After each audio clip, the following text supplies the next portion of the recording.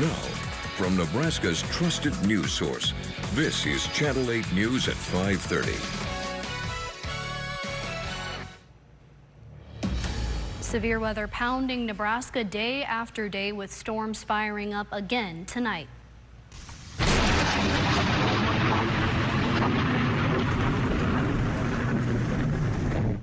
Booming thunder shaking this ring camera. You can tell just how intense these storms are becoming in this video sent to our Now Local News app by citizen journalist Kaylee out in Milford.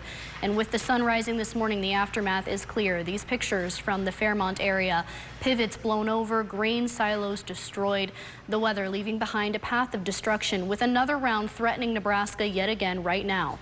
Good evening, everyone, and thank you for joining us. I'm Mackenzie Johnson. These flooded streets over in Grand Island last night, right by the high school. The downpour creating a lot of problems for drivers. We're going to send things back on over to Chief Meteorologist Rusty Dawkins to see what's on the way tonight. Rusty? We do have severe thunderstorm warnings happening and tornado warnings ongoing. This tornado warning right here has been ongoing for the last half hour or so. It did have a large and dangerous tornado attached to it on the ground not too long ago. Now it is radar indicated, which means it has lifted and back into the clouds, but it could come back down at any moment. So Merrick, Nance, Polk County, tornado warning until 6:15. That goes for another 45 minutes as this storm moves to the north and east at around 35 to 45 miles per hour. We also have severe thunderstorm warning for Nance County. That was just issued. That's because of baseball-size hail and 60-mile-per-hour wind gusts. Nance, Merrick, Polk, and Howard County until 6:15. That's your tornado warning.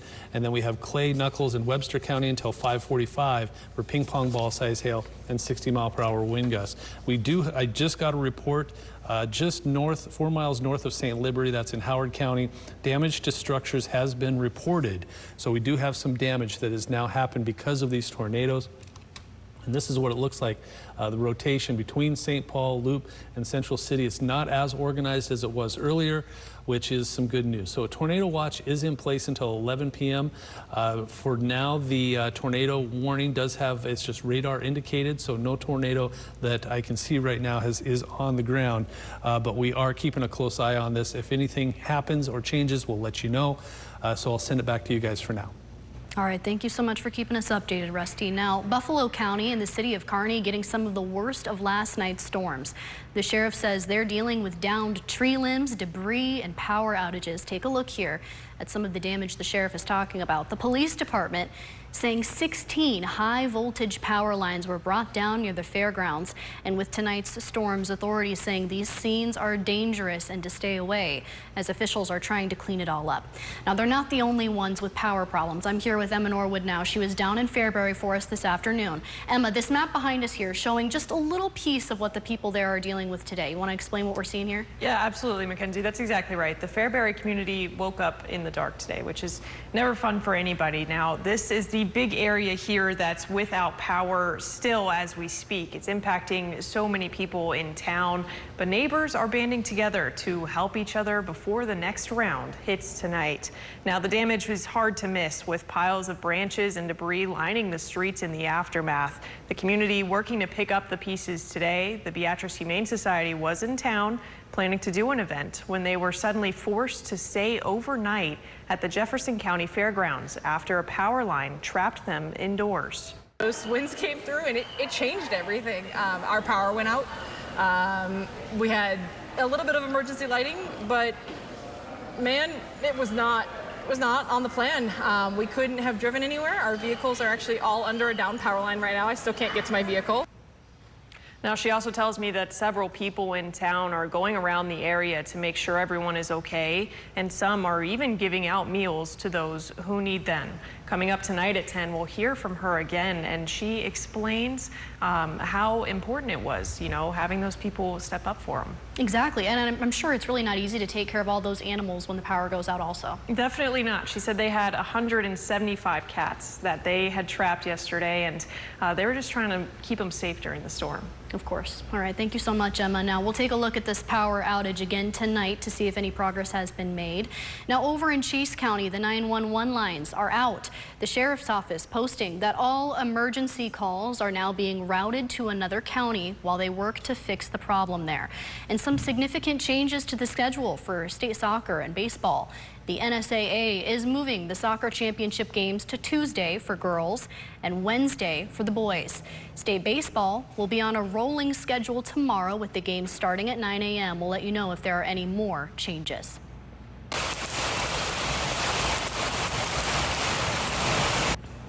Well, it's been a whirlwind of storms over the last couple of nights, and tonight going to be the same. When it's safe, we want to see what the severe weather looks like in your neighborhood. Whether you have tree limbs down or if there's flooding on your street, anything. You can scan the QR code there on your screen and send in a video to our Now Local News app. Plus, our Storm Alert team has been posting updates there so you know what to prepare for. All right, over now to Bolin Stadium we go.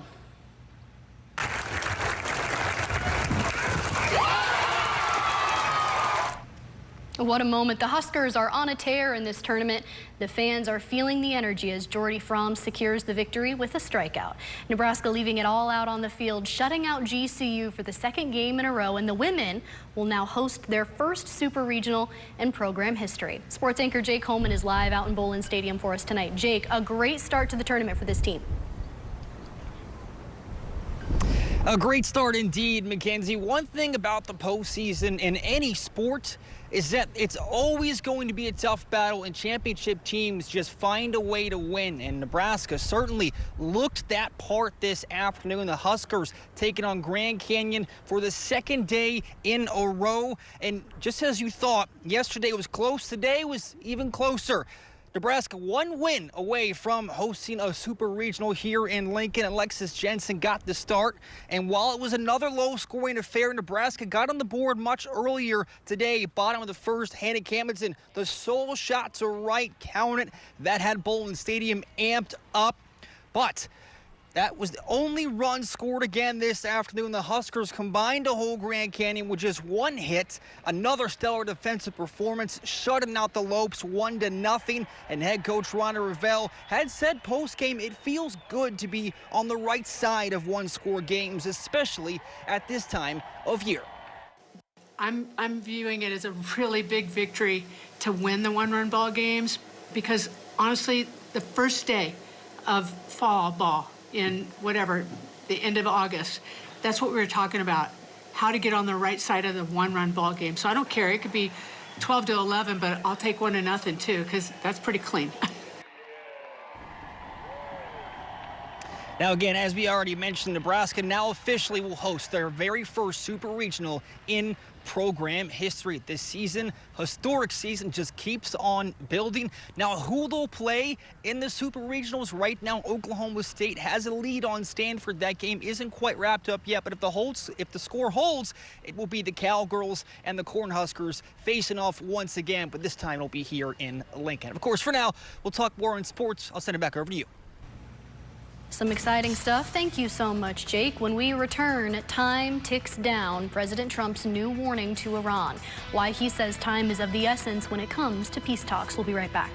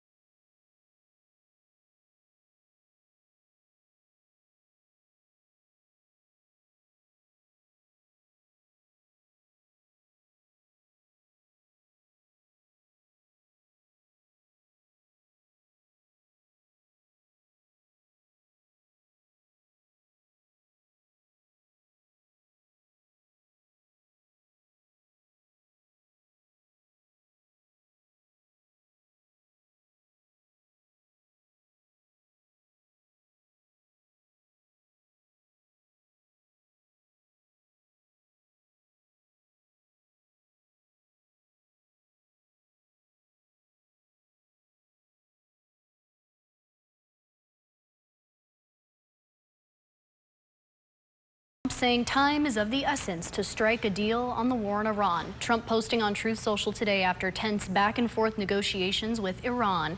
He says the clock is ticking and they better get moving fast or there won't be anything left of them.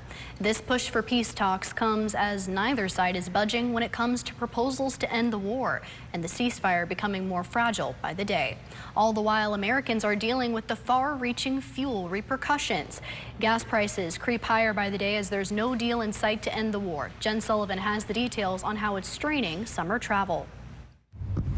From high gas prices to soaring airfares, travelers are bracing for an expensive summer. I have a vehicle that takes premium gas only, and I'm not driving it very often now.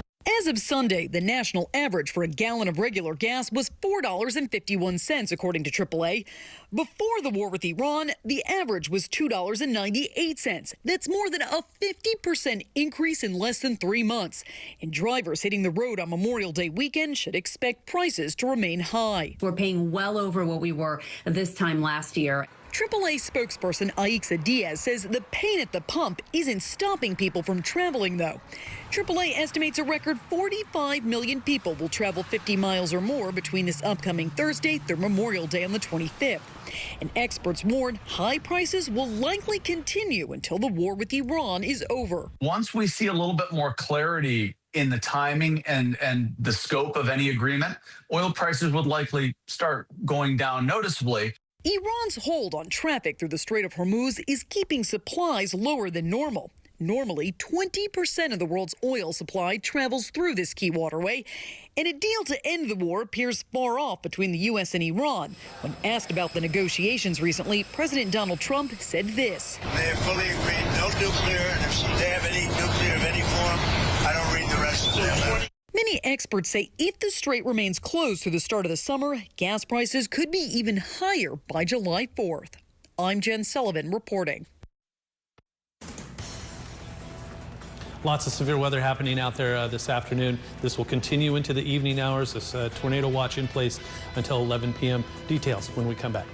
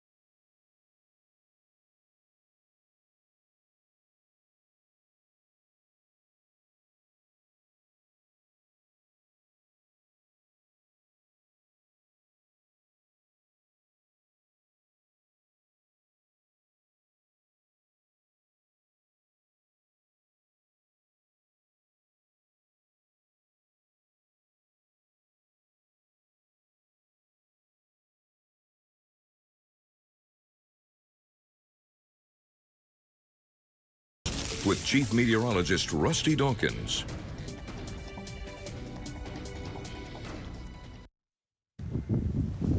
Okay, we have a lot to get to here, and it looks like we just had a new severe thunderstorm warning issued. Well, we'll get to it. Lots to get to. And I'm going to start this off by showing you this, which is a whole lot of lightning happening with these storms. And I just want to pass along about 5:25. which was about 20 minutes ago. 3.5-inch diameter hail was reported 1 mile west of Palmer in Merritt County. 3.5 inches, in case you're trying to wrap your head around how big that one is, almost the size of a softball. Softball's 4 inches. So I'll take away the clouds and the lightning and everything else, and we're going to run through these warnings real quick. We'll start with the tornado warning for Nance, Merrick, and Polk County until 6:15. So about another half hour. This did have a large and dangerous tornado attached to it. From what I've heard so far, that has lifted, but there was a tornado on the ground and did some damage. So we're going to keep a close eye on that one. Then this one, the other, just right to the north of it, severe thunderstorm warning for Nance County. That goes until 6:15. Looks like Cedar Rapids is probably seeing the bulk of this right now. And then Platte and Boone County, that's until 6:30. Tennis ball size hail associated with this storm right here and 60-mile-per-hour wind gusts. So this whole storm right here has anywhere from tennis ball to baseball to bigger, almost softball size hail. Then we'll go a little further south, and this one, that severe thunderstorm warning has been it's until 6:30. I think it was etched away just a little bit. Then this one right here, this is for Thayer, western Thayer County. That is ping pong ball size hail and 60-mile-per-hour wind gusts. And then this one's the newest one. That is for Clay, Nuckolls, York, Hamilton, and Fillmore County. Notice how close we're getting to Lincoln all of a sudden. This one goes until 6:30. So zooming out just a little bit and putting this into motion will show you where these storms are headed. And they're headed towards Hebron, Tobias, Fairbury, Wilbur, Crete, Lincoln, Seward, and York. So right now has ping pong ball size hail, 60-mile-per-hour wind gusts, but as these storms form, they're going to connect with each other, and they're eventually going to try to rotate. This one already rotating. These will try to rotate, and just have a heads up. Don't be scared, be prepared. Know where to go. Know exactly what your severe weather plan is. Put as many walls between you and the outside as you possibly can. We've been seeing this coming for days now, and here it is. Central and eastern Nebraska tornado watch goes through 10 p.m. for these counties up to the north until 11 p.m. down here. Then we do have a severe thunderstorm watch on the other side of the state too.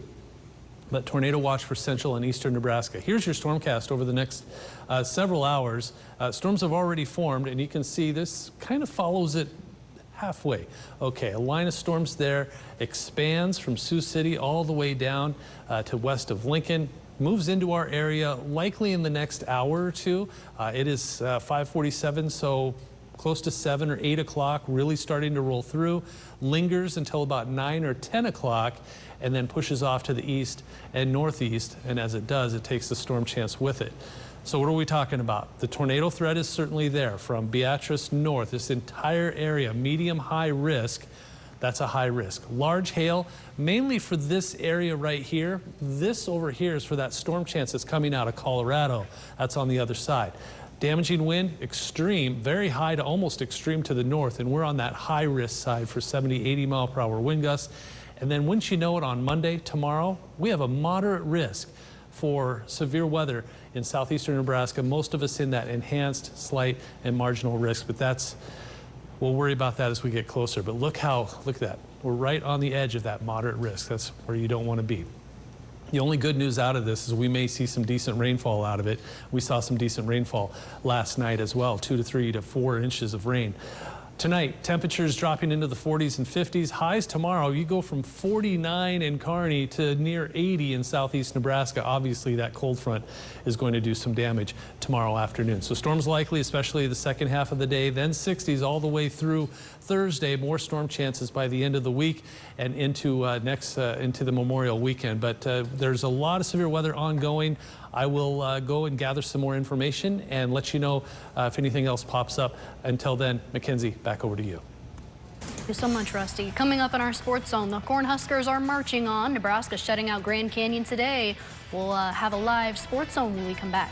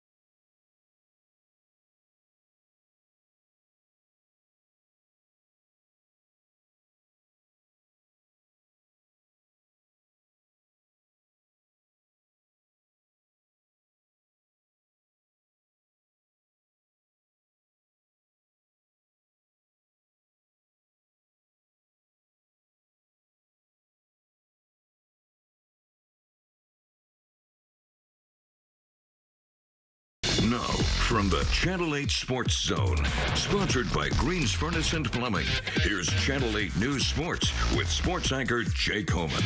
The Channel 8 News Sports Zone.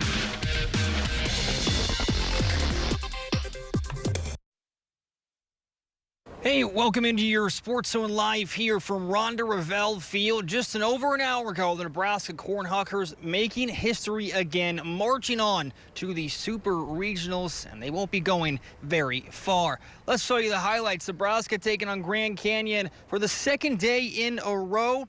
And this contest today was even tougher than the one before. Alexis Jensen got the start, and while it was another low-scoring affair, Nebraska got on the board much earlier. Bottom of the first, Hannah Kamendsen, the solo shot to right field that had this place amped up. And yet again, that was the only run scored for the Cornhuskers in this one. Nebraska combined to hold Grand Canyon, though, with just one hit today. Another stellar defensive performance from this group. And Jordy Fromm actually talks about how much hosting here at regionals will make another difference.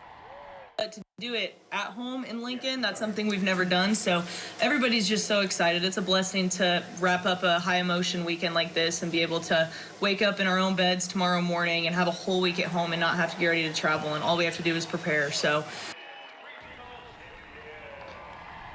Nebraska held Grand Canyon to just 2 total hits in both games combined. So this team truly in full control. Well, in case you missed it, Nebraska baseball, we now know how the Big Ten tournament is going to look. So let's take a look actually here.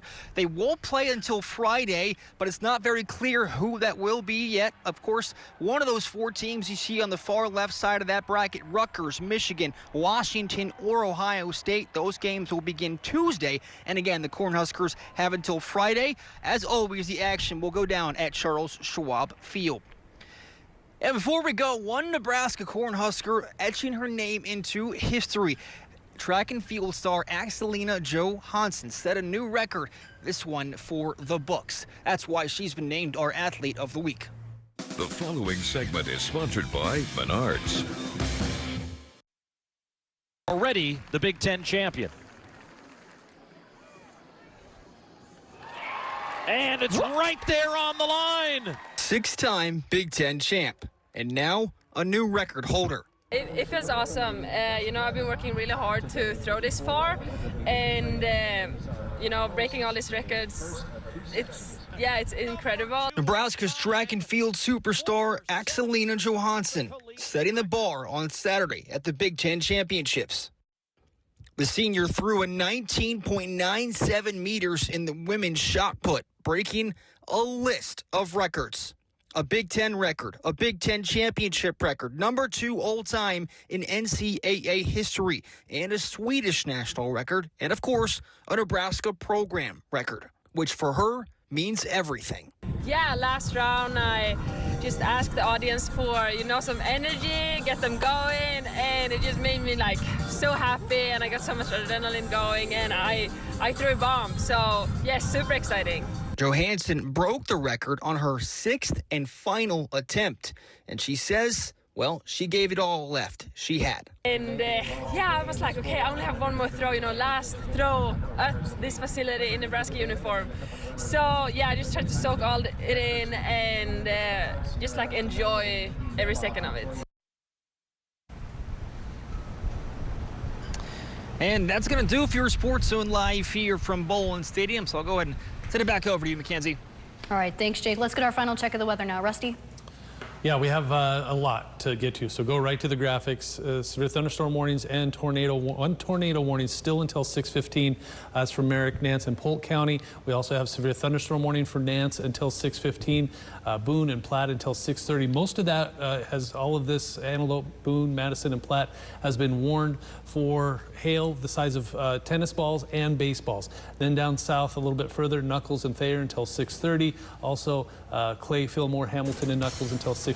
All of that is headed towards Lincoln, keeping a very close eye on that. All right, thank you, Rusty. We'll see you back here tonight at 10, and he'll cut in if need be.